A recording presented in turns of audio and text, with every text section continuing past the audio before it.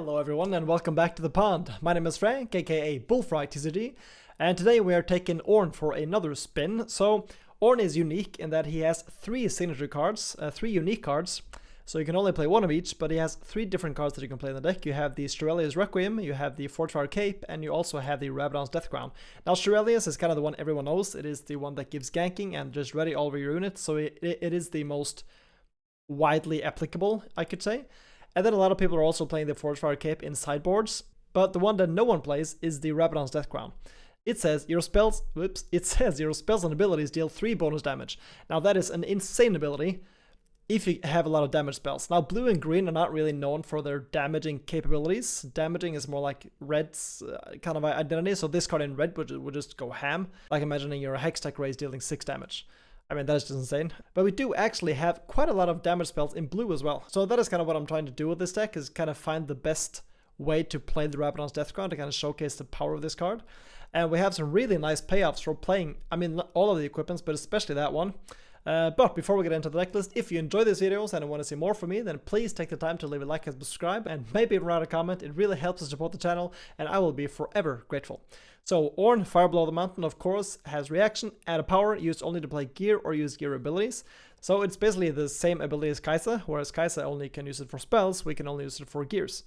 So, I mean, we do have quite a lot of gears, but I mean, just the 3 main gears, the 3 signature gears, are very expensive. They're costing 2 power each to play out, and then they also cost a power to equip every time you want to do that. So this deck can get pretty power hungry, so this power reduction is really nice for this deck, because we would be stuck at 3 or 4 wins the whole game if it weren't for this. So yeah, really nice ability there. For the Chosen Champion, we are running the Ornn Forge God. I mean, this is kind of an alternate win con for us. We're not really playing too heavily into this game plan. I mean, most people who play Ornn play like heavily into the Forge God, just like stacking this into a big unkillable unit. This by itself is going to win games. So yeah, I mean, we kind of have it as like a comfort option in the champion zone. For the rest of the units, we are playing the triple Plundering Poro, 2 energy, 2 might. When I conquer, play a gold gear token exhausted. Just a really nice card to start off your plays with. It mitigates the power cost, builds your Ornn up, it kind of does everything you want. We're also playing the double Clockwork Keeper, 2 energy, 2 might. As you play me, you may pay 1 calm power as an additional cost. If you do, draw 1. You can kind of choose between this and the Lonely Poro. For now, I really prefer the Clockwork Keeper because the Lonely Poro has to die for it to get the effect of. And when there is a lot of Draven in the meta that also benefits of our Poro dying, then that is not going to be as beneficial for us. Whereas the Clockwork Keeper, you can always draw the card if you want to. If the meta shifts in a different direction, then this can easily be swapped out for the Lonely Poro as well. And then we are, of course, playing the triple Stellacorn Herder just to get some extra draws, keep our hand healthy. We're playing the triple Ezreal. Now, Ezreal is the main reason I wanted to build this deck. Ezreal dashing says 4 energy, 1 power, 3 might. When I attack or defend, deal damage equal to my might to an enemy unit here. But I don't deal combat damage. And then it has the ability of pay a mind power action, move me to your base. So, I mean, this card is really, really cool when you can get him big. I mean, by itself, it's not really that impressive because he only deals 3 damage, and he doesn't deal combat damage, so as soon as your opponent has 2 units at the battlefield, then this can only ever take care of 1 of those. So it does get significantly weaker against like token decks, because you can never really attack into token decks, because you can always just take care of 1 of them. But if we're going 1-on-1, then this can be really powerful, especially when we equip him with like the big gears, like these all give +3 might, this gives +2 might. And then also we have the Spellsonger, so he's going to deal the damage twice. So this card can easily just go out of control, and it's really sneaky with the action, because when you get attacked into, you can just use the ability, deal damage to something, and then when it clears out, then you can just use the action and move him back. But I mean, that is also one of the drawbacks, is that it is action speed. So if your opponent uses a removal spell to get rid of this, then you can't use it to respond to that. But you know, we have some protection spells and some Guardian Angels and stuff to protect it as well. But yeah, this is kind of the main thing we're going for with this deck. And then we're also playing the triple drop border and the double Ornn Blacksmith. The drop border is just really nice as an aggressive unit to come out swinging right away. And then of course the Ornn is there for the extra consistency to find our gears and stuff. For the spells, we're on the double Bellows Breath, 1 energy, 1 power, action, repeat, and deal 1 to up to 3 units at the same location. This card is good by itself. It's not incredible by itself, but when you pair him up with the RABADON'S DEATHCROWN, then it's going to be amazing, because then every instance of damage is going to deal 4 damage. So basically you can pay 2 energy and 2 power to deal 4 damage 6 times, which is quite insane. So yeah, this by itself, unassuming, with the RABADON'S DEATHCROWN, insane. And then we are playing the double Defy and the one not so fast for some extra protection to protect both our Ezreal and our triple gears. Like, I think it's really cool that he has 3 different gears as the signature gears. But the problem with that, of course, is that if one of them is gone, then that's it. You can't get it back unless you run like gear recursion, but that's not really that powerful, I think. So I'd rather just play the not so fast to protect our gear from dying. And then of course game 2 we can side in more if we need that. But yeah, and then we're also playing the double Emperor's Divide, 2 energy, hidden action, move any number of friendly units at a battlefield to their base. So the drawback of Ezreal again is that it's action speed. So if he's getting like hidden bladed or, you know, vengeanced or whatever, then he can't use that. The Emperor's Divide is a way to play around that because we can hide it. So if they want to take care of the Ezreal, we can just use this and move the unit back. And this card is just really nice for just going into both battlefields with one unit. You can hold on one battlefield, use this to move it back, and then go into another battlefield. Just a really cool and flexible card to both keep your units safe and then also be a bit more aggressive if we need that. And then we're playing the double Wages of Pain, 3 energy, hidden action, deal 3 to unit at a battlefield, and play Gold Gear Token Exhausted. Again, deals 3 damage by its own. With the Rabadon's Deathcrown, deals 6 damage. So it gets a lot better there. And then for the final spell, we are running the triple Rocket Barrage, 4 energy, 1 power, repeat, choose 1, deal 4 to a unit in a base, or kill a gear. Again, deals 4, with the Rabadon's Deathcrown, deals 7, which is going to take care of a lot of the units in the game. But yeah, I mean, this is our main deck gear removal as well. It's also our main deck way of taking care of stuff from the base. So this just, I mean, it kind of works double duty in this deck. And of course, with the pump from the Rabadon's, it gets even better. Yeah, just a really solid card, I think. And then, of course, for the gears, we are playing the triple Poro Snacks, 1 energy and a power. When you play this, draw 1, and then you can pay 1 energy and a power and kill this and draw 1 more. So, I mean, this is just a free draw in the Ornn deck, basically, because with the Ornn ability, you never really have to pay the power cost for this. You can always, like, if you have an extra energy up, you can just play this out, tap the Ornn, pay 1 energy, draw 1, and then whenever you need another draw, then you can just pop this and draw 1 more. And then, of course, it also has the added benefit of working towards building up our Ornn, because it is, after all, a gear. And then, of course, we're playing the triple Guardian Angel just to protect our Ezreal mainly, and then also the Ornn Forge God if we're forced to go into that direction. Really good card there. And then we're playing the double Svelsonger, so 3 energy and a power, equip is 1 energy and a power. As this is attached to a unit, copy that unit's text to this equipment's effect text for as long as this is attached to it. So basically, if you equip this to the Ezreal is going to deal 2 instances of damage.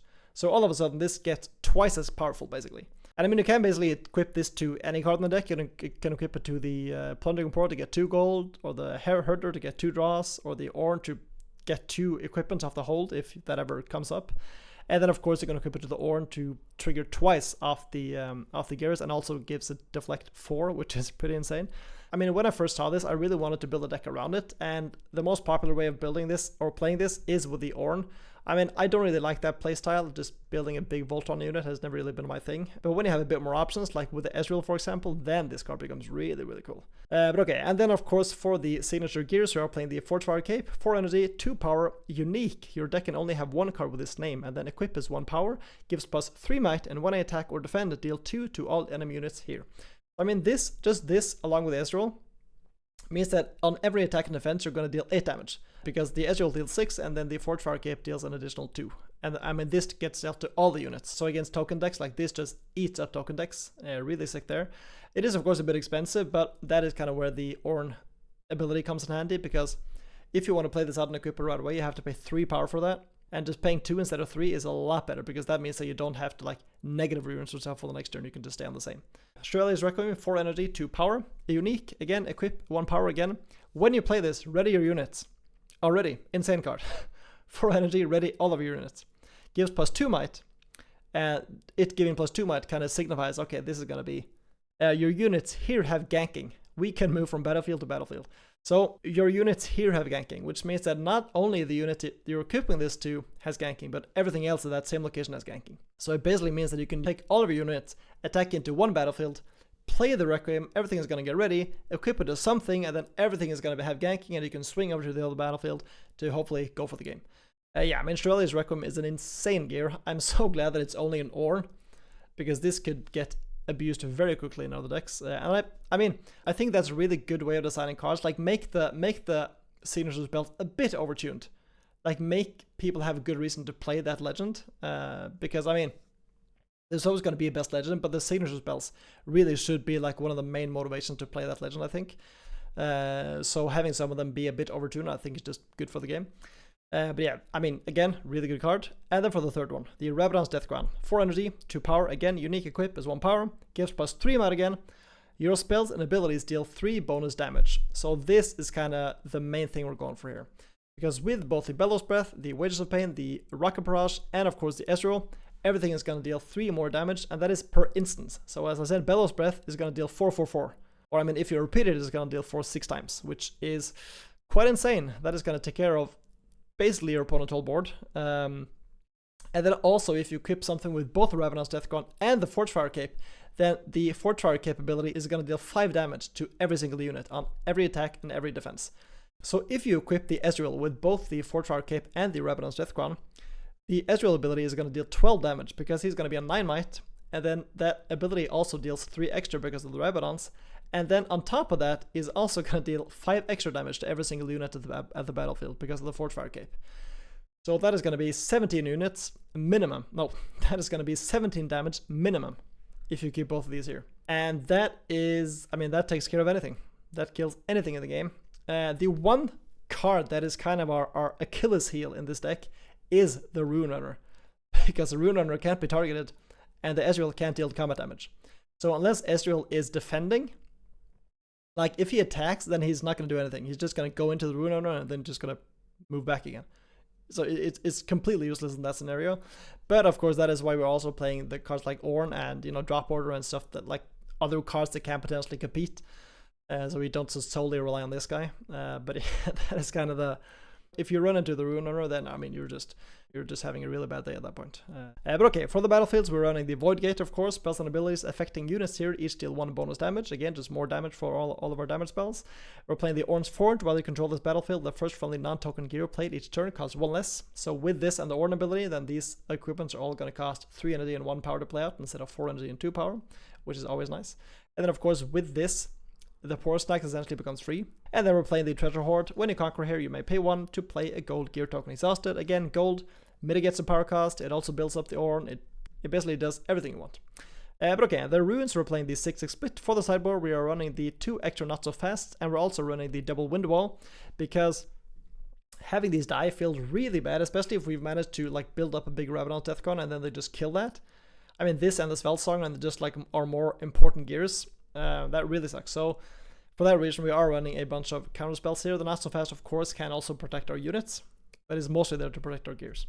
And then we're running the double charm for some extra aggression or some extra pushback if we want to go for the attack ourselves. And then finally the double disarming rake for the extra gear removal in case we feel that we need that. So yeah, that is going to be the deck. That is going to be Hammershot. We are going to jump into some games to see this deck in action. I really hope you enjoy them, and I will see you at the end for the wrap up.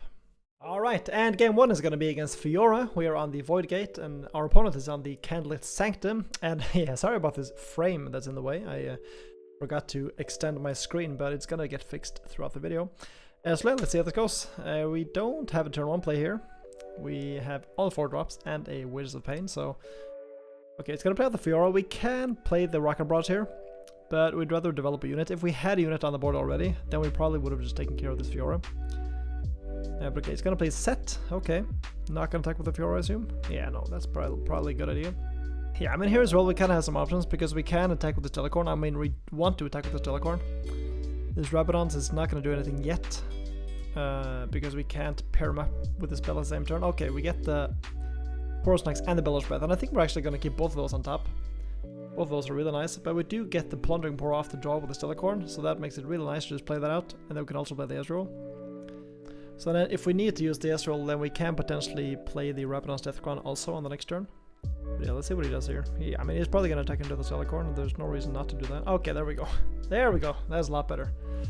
Okay, attacks there. Yep, kills our Telecorn, unfortunately, but you know, it is all for the greater cause. And look at the top 2. He's gonna put 1 to the bottom and 1 to the top. He's gonna play the BF Sword. Do you want to attack with the Fiora as well? We can potentially Rocket Barrage the BF Sword if we want to. Okay, we draw the Porous Snacks. We knew that. Yeah, we're gonna play the Rabadon's. Equip it to the Ezreal. The Ezreal is gonna go shoot for 9 here. God, Rabadon's with Ezreal is so powerful. Yep, get a point. Look at the top 2, Bellows Breath and the Forgefire Cape. And I mean, again, yeah, we're just going to keep both those on top. We want both of those, and I mean, we can potentially play the Porous Snacks next turn, so we can have access to both of those if we need to. But yeah, and for some reason I forgot to attack with the Plundering Pour. I think I was just so hyped about finding the Forgefire Cape on top that I just forgot about it. But okay, we're going to try to Wages of Pain here. He does have the Riposte. Okay, fair enough. Fair enough. Him spending our post on Wages of Pain, that's fine by us. But okay, he's gonna get the pump off the riposte. We can use the Fiora ability to buff her, or to ready her. And he's gonna play the Pit Rookie. Okay, that goes to 7. And the Beta Took. Okay, well the Beta Took is gonna be a Rocket Barrage target here. The BF Sword could also be nice to take care of, but the Beta Took is gonna get him so much value. Don't really want to go in that. But first we're gonna Bellows Breath both of his units here. And naturally he doesn't read that the Rabadon's DEATHCROWN deals 4 damage, or makes it deal 4 damage. But yeah, nope. Fiora dies as well, I'm afraid. We have the Rabadon's, the most powerful of the Ornn gears. Now we remember to attack with the Poro. That's good, we get a gold. And yeah, we're just gonna fire off the Rocket Barrage, kill the Beta Took, and then we can use the Ornn and play the Poros next to find the Fortifier Cape, ready for next turn. And yeah, I mean, because now we can also equip the Fortifier Cape to the Plundering Poro, and then that is like whatever attacks into that is gonna get dealt 5 damage. The Fiora has a bunch here. He has both Deflect and Ganking and Shield 1. Okay, we're gonna pop the snacks here, play the, or join to a Clockwork Keeper, and then we're gonna draw the Svelsonger. Well, I mean, Svelsonger could come in handy here. Not really necessary. Not yet, I think. We find Wages of Pain and Rocket Barrage. Well, Rocket Barrage is nice because that can allow us to take care of the BF Sword. Yeah, we're not gonna keep the Wages, we're just gonna keep the Rocket Barrage, and then here we're gonna move the Poro back. We're just gonna play the Stellarcorn Herder, and I mean, if he wants to kill the Ezreal here, if he's able to, then so be it. But if he just wants to attack into it, then we can, that is gonna deal 8 damage. No, I'm sorry, that is gonna deal 9 damage. So Fiora is gonna have to die here. He has a Death Grip, fair enough. But of course, because of the Ezreal, we can just move him back, keep him safe. And unless he has a challenge here, then the Ezreal is gonna be safe for next turn. Okay, Honest Broker. And a card there. And a set, okay. Well, now we have perfect information. I mean, we don't know what that hidden card is, but I mean, that is probably Hidden Blade. So we're gonna start off attacking into the Honest Broker here. Okay, Hidden Blade's there. Okay, I don't think that's correct necessarily. I mean, I guess he wanted to give himself more answers, which makes sense, because we probably could have just played around that if he like killed our guy. We could have just equipped to something else. But okay, we're gonna attack with the Stellarcorn here just to see what we draw. Okay, Defy is nice. That means so we can Defy if he has another Death Grip or if he has a Hidden Blade, for example. But yeah, that is gonna be the Fortifier Cape and the Rabadon's on the Ezreal. That is going to be 17 damage. Okay, another Death Grip. Yeah, we're just gonna Defy that. Not that that would have made a difference in this case, because he would have been on 16. No, 14. Yeah, not enough. And I mean, yeah, unless he has, I mean, I don't know what he could have. 1 energy. Yeah, it just gives the GG. But yeah, I mean, that was kind of the perfect showcase of the deck. That is exactly what we wanted to do. Equip the Ezreal with the Rabadon's Crown, and hopefully also the Fortifier Cape, and just shoot anything that comes our way. And like this setup, like these 3 cards combined, 17 damage. And I mean, an additional 5 damage to every other unit that's at the battlefield. So yeah, pretty insane. Game 2 is going to be against Irelia. We're on the Ornn's Forge. Our opponent is on the Reaver's Row. So our Reaver's Row, again, we have the Stellarcorn, so could give us a lot of value here as well. But let's see, he's going first. He's going to leave off with the Spirit Wheel, okay. He's playing the purple Irelia, which is interesting. I really like the purple Irelia, but you kind of have to be honest as well, like, there isn't really a huge reason to play that over the other one, especially not yet. I think once we get more 1 energy like pump spells, that is going to be a lot better, because that essentially makes all of those spells free. Like Irelia now, like the only targets we really have is the Defiant Dance and the On Guard. But yeah, okay, he moves, okay, Rise to Wind, gets 2 points. We're gonna Stellarcorn into the Reaver's Row here, attack with the Clockwork Keeper. We do into a Poros Nex, which is nice. That is of course very nice. We're gonna play that, draw 1, okay, the Defy could be good. Yeah, we're just gonna play out the Ornn here. Hopefully he can't take care of that here. I mean, he could Charm, but we do have the Defy for that. So unless he can counter our counter, then the Ornn is gonna be safe, and if he survives this turn, then yeah, he's gonna get a lot bigger next turn. Because then we can also Guardian Angel him. Okay, he's doing a thing again. Fight or Flight, yep.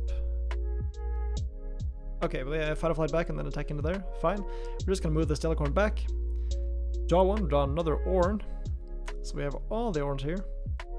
Ooh, Rocket Barrage. Rocket Barrage is very interesting.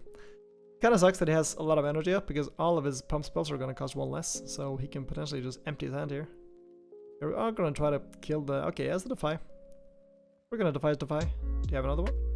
You don't. Okay, that's good. And then here we can also just try to equip, like with the Fortfark here, for example. It's going to be an 8 and then plus 2 damage. Maybe it's not good enough. Here we are. Going to try to do that.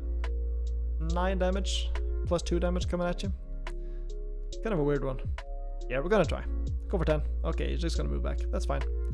That is kind of the power of the Reaver's Rogue, because, I mean, if you don't want to commit to battle, you don't have to combat. But yeah, this Telecorn is gonna die, unfortunately. But that's fine. I mean, he already, or she already drew a lot of cards. We're gonna hold with the Ornn here. And I mean, he does have a million cards up, but it is very tempting to just go for the Guardian Angel plus the Aurelia's Requiem here. Yeah, we're gonna try to go for it. Gonna pay a lot of power for that, but I mean, that is 15 plus 2 damage coming at you, Irelia. Discipline, okay. So we need to get to 18 here to survive, which he probably can't do on 4 energy. So you never know. If he has all, because I mean, Defiant Dance as well now, it doesn't feel like good because he has to play double deflect for that. Okay, on guard for free, yep. Powerful, Feral Strength for 3, okay, yep. 12. Then he has the Defiant Dance. It still dies, yeah. Well, all that for nothing. But yeah, like against Irelia, if you kill the Irelia, whether it's the purple one or the green one, your game plan is a lot weaker from that point. Yep, he attacks there. That's fine. But I mean, the nice thing now is we can just attack with Ornn, get that, and then we can attack with the drop order and get to the final point. Yeah, that's gonna be it. So I mean, the drop order is really good in this deck because we have so many gears. Just having something that comes in accelerated is always a nice thing, because we get into these scenarios like this where we have one unit, we can attack with that, and then we can just come out swinging right away to go for the final point. So yeah, I mean, another good game. We kind of showcased the other version of this deck, or the other route we can go, which is the Ornn Forge God version, which goes a lot taller and is a lot more difficult to get rid of because of double deflect. It's also not as mobile, because with the Ezreal we can always get 2 points every round, because you can use the ability to move him back and then just attack into the other battlefield. But yeah, I mean, this works as well. Ornn is a house if your opponent can't deal with it. And that is kind of what happened here. We attacked into the Irelia. He didn't have a way to move her back, and he just tried to get above that. So he managed to actually match the Ornn. But unfortunately, we had the Guardian Angel. So our Ornn survived, whereas his Irelia didn't. So yeah, on to the next one.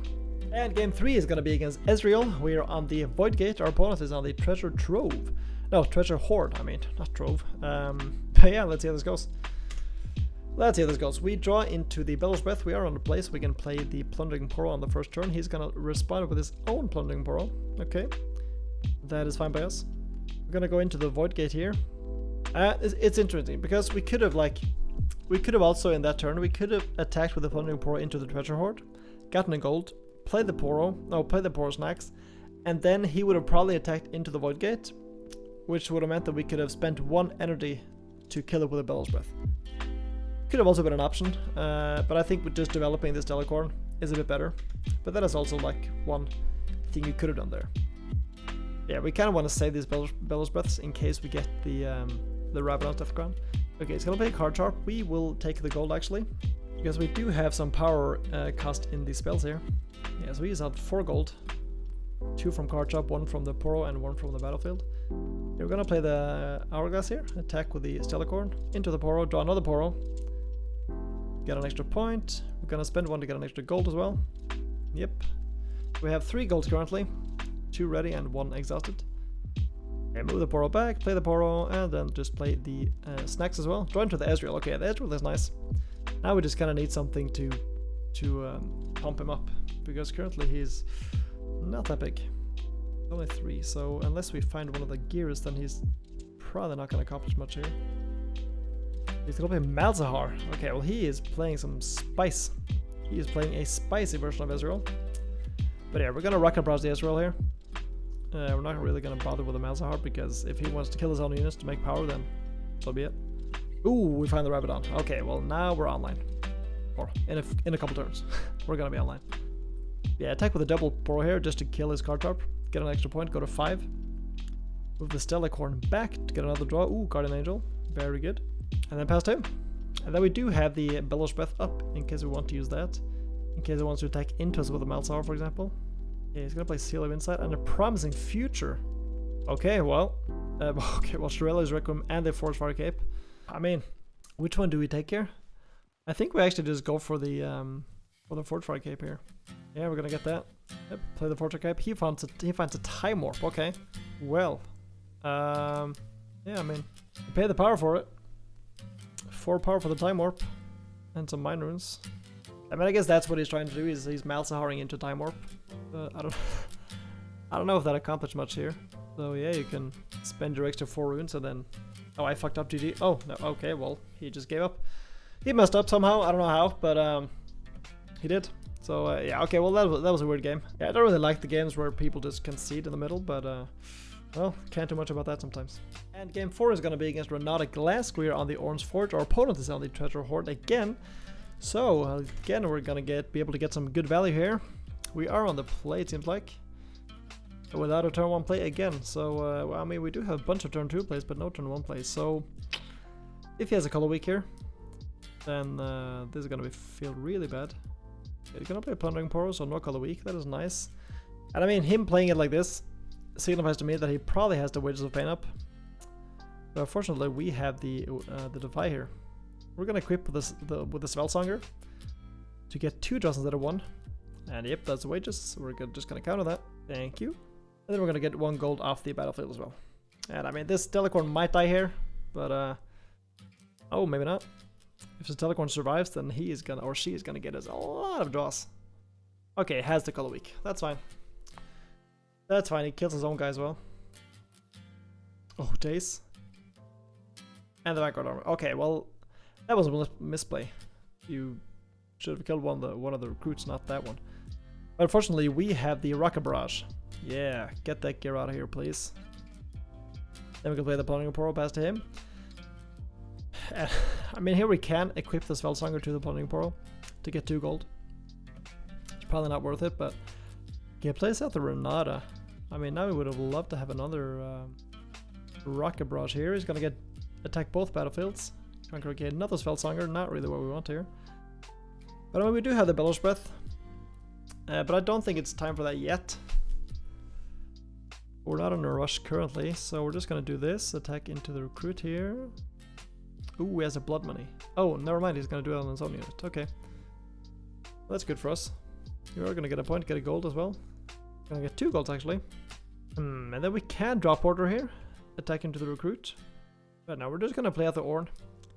Look at the top 4, find no gears, unfortunately. And then just equip the Spellsonger to the Ornn. So if you can't remove this, then we are gonna get a look at the top 4 cards twice next turn, which hopefully is gonna let us find our more important gears, like our signature gears. But let's see what happens here. He's on 4 points, so he is ahead of us by, I mean, a turn essentially. Yeah, okay, he's gonna play the Ornn as well. Okay, well, depending on what we draw here, we could potentially play the drop order and a when it goes on with it or not as well. We could potentially play the drop order and like the Forge Fire Cape and just attack into that. Okay, let's see what happens here. Okay, we find the Wages, and then we find the Forge Fire Cape. Okay, that's good. And we find no gear. We looked at the top 12 cards. We looked at the top 12 and we found a gear, which is kind of tragic, but well, sometimes it is just like that. Yeah, we're just gonna play the drop order, play the Forge Fire Cape, equip it to the drop order. If we use the Wages here, then we can actually just take care of this this whole battlefield. Oh no, never mind. We can actually trade into everything because we deal 2 to the Ornn as well. And then we're gonna deal the remaining 4 to the Ornn and then the remaining 2 to the Renata. So this is just a very clean swing for us here. Yeah. Oh, that's a good trade. Wow. Renata and Ornn for a drop order and a recruit, I guess. For a drop order is... yeah, we will take that any day. I was considering equipping the Forge Fire Cape to the Ornn here, but I also want to keep the Forge Fire Cape in case I want to play out the Ezreal and equip it to that instead. But I don't know. There was definitely an argument for equipping it to the Ornn as well, so that he couldn't just attack into us here. Okay, he's gonna play Wages. Do you have another one? I mean, Wages isn't the worst. Not the worst thing we can imagine. Bellows Breath, okay. Ah, I guess our Poro as well. That sucks. So he's gonna be able to go to 6 points here. Yeah, so I mean, but now we can use the Bellows Breath and we just to kill both of these. It is gonna cost us 5 energy, so we're gonna have 5 more energy after the fact. Yeah, I mean, we kind of have to do that here. We can't let him get to 8 points. And we also don't really want him to get to 7 points, so yeah, we're gonna do this. Kill both. And then we can, I mean, we can play at the Ezreal, the Stellacorn. Yeah, we're just gonna play the Stellacorn instead. Equip the Sveltsonger, and then pass to him. He has the Heimerdinger as well. Okay, so he is playing a list that is very similar to ours. My list that I played a couple of weeks ago. Okay, pass we draw into the Poro Snacks. Well, we are gonna equip the Stellacorn. Draw 2 here. Draw Guardian Angel and the Clockwork Keeper. Play the Poro Snacks. Play the Clockwork Keeper, play the Ezreal, play the Plundering Poro.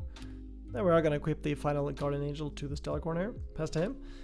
And I mean, now it's going to be really difficult for him to actually take care of our board. Oh, never mind. Or I mean, he could just hostile takeover and just steal our guy. And then he can attack with a Heimerdinger into the final battlefield. Yeah, hostile takeover is not a card that I was considering at that point. I mean, we couldn't really have played around it. I guess the only thing we could have done is play the Ezreal on the turn we play the Stellacorn, and then attack with the Ezreal, and then use the ability to move him back again to actually play around this, which is not something that I considered, but that is definitely something that we could have done. But at the same time, if we did that, then we would have had like 3 less cards here. But yeah, hostile takeover is just one of those cards that is just gonna win you the game sometimes. Well, that sucks, but yeah, on to the final game. And our final game today is gonna be against Master Yi. We are on the Treasure Hoard, our opponent is on the Rockfall Path. So not a battlefield I see too often, but okay, let's see how this goes. We're not gonna have to play around the hostile takeover this time. Timeouts there for a short while. Okay, he plays the first mate. We are just gonna play out the Stellacorn and pass to him. We do have Defy, which could come in handy in this deck, or against this deck, if he has like Challenge or Charm. Yep, he attacks there. Ooh, we get the Wages of Pain. Yeah, we're just gonna attack with the Stellacorn. Get a point. We can Wages the first mate here. Yeah, we're just gonna do that. We're gonna Discipline. You know what? That's fine. We have another one. We have another one. Do you have another pump? Oh, you do. Okay, well, I guess the first mate survives. I mean, it kind of sucks because it's like, okay, we got 2 cards out of him, but they both replaced themselves, so we didn't really get anything out of him. But okay, he plays the Master Yi and attacks into the Stellacorn. That is not something that I was considering, but we couldn't really have done anything else to stop that either. Yeah, we're just gonna develop the Ornn here. Because he got his game plan going so quickly, I think just developing the Ornn here is the correct move. Oh, he gets the Trinity Force as well. Well, that's a Rocket Barrage target. And I'm really glad we kept the Defy in hand, because... Okay, it plays his own Stellacorn, that's fine. We are gonna play out the Sveltsonger here. Equip it to the Ornn. Going for 13. You can't stop that, can you? No, you can't. That's good. That's good. Then we can play out the Ornn. Look for a gear. Again, find nothing. Yeah, Ornn has really been letting us down today. Like a fourth of our deck are gears, so looking at the top 4 should technically find 1 gear, right? Yeah, we're at 15 by the way, not 14 because we just got an extra gold. But okay, find your center. And Catalyst, okay, he's got all the ramp here. There's a card hidden and equipped with the Trinity Force. Not really sure what that hidden card could be. It's probably an Hourglass. It's probably an Hourglass. Okay, another Defy, not really what we want here. Now we kind of just want to dig for the Rocket Barrage. Okay, find an Emperor's Divide, find a Poro. Well, Emperor's Divide actually works here, because we can move our guy back, and then attack into the Yi. Okay, it was an Hourglass, that's fine. We at least stop the gear from triggering for 1 turn, and that is exactly what we want here. Okay, we're just gonna play the Poro. Attack into the battlefield with the Ornn here. I passed him. Yeah, we want the draws here. We do want the draws, because if we can find the Shirelia's Requiem, then we can just gank over to the battlefield. But he's gonna go to 7. Okay, never mind. He decides to do something else. Okay, he's actually gonna attack into our Ornn here. Okay. I mean, I guess he didn't want us to get that. Fair enough. Okay, Fiora. Attacks for a bunch on guards here. Gonna Defy. Yeah, this is why you on guard before you attack, in case your opponent has the double Defy. No, yeah. That is a lesson to be learned there. If you're playing against green and you want to go for these attacks, like, play the pump spells first to check, because if your pump spells get countered, then this happens. Then you just wasted your whole turn, basically. You threw away your 2 of your best cards, and then you didn't even get a point for that. Oh yeah, that was a bad idea, but okay. Our Ornn is a 23 might unit, and we attack with a Poro, and I mean at this point he's probably not going to be able to take us back here. But okay, we're going to crack both of these Poros, not Poros, both these snacks. Yeah, I double click there, do an extra Telecorn, which I didn't mean to draw. Here is also interesting because he's on 6 points, so if he finds like a charm and something accelerated, he can just win next turn. So we are actually gonna just try to kill this first mate. Do it again. Yep. Deal 2 damage in case he has something, and then it just gives us a GG, I think. Yeah, okay. GG's. Let me just go back here. Yeah, I mean, we did have the not so fast, so the odds of him having like the odds of him winning there were pretty slim. But if we did this, then we pretty much make it so that he has to have an accelerated or unit or a charm, or he dies, and then we also have the not so fast in hand in case he does have the charm. I mean, this game was pretty locked up already, but this just makes it so that he at least can't attack with anything on the board. He has to find something either in his hand or from the top of his deck to actually interfere with us. If not, we're just gonna win on the next turn. But yeah, really good way to end off the day. And that is going to be Hammer Shot. Yeah, I mean, I really think that the Ezreal Dashing is a severely underappreciated card. This card is so powerful when you actually, if you get like some pumps or some equipments on him, he can do so much for you. Of course, the big drawback, and I guess the main reason people are not playing him, is the I don't deal combat damage, because as soon as you run into a battlefield that has 2 units, or a battlefield that has Rune Runner, then you're just not going to be able to do anything. So if you end up in a situation where this is your only unit, it is a 9 million might unit, and your opponent has a camel here, a camel there, then the Ezreal is not going to do anything. But if that doesn't happen, and you end up in these like one-on-one situations, then the Ezreal is just so powerful. It's such a good card. And yeah, I mean, the RABADON'S DEATHCROWN is so sick as well. And this combo with the Ezreal, as I mentioned earlier, is 17 damage. 17 damage here, and then 5 additional damage to every other unit at the battlefield. And that is going to clear out basically anything in the game. But I mean, just as long as the RABADON'S is attached to something, then all of these battle spells, all of these damage spells, and the Ezreal itself is going to deal 3 bonus damage. And I really hope, like, I think there's like 1 blue card that's revealed that also deals damage from set 3, like Unleashed. And I just hope we get more, because I really want to experiment more with this kind of deck, like this like blue-green damage dealing deck, because I think it's really fun. Like it's kind of like a control deck in a really like non-controlling, at least not like this type of control. But also I really like the fact that this whole game plan, like the whole Ezreal, build up Ezreal, put a bunch of gear on him and make him swing for 1 million.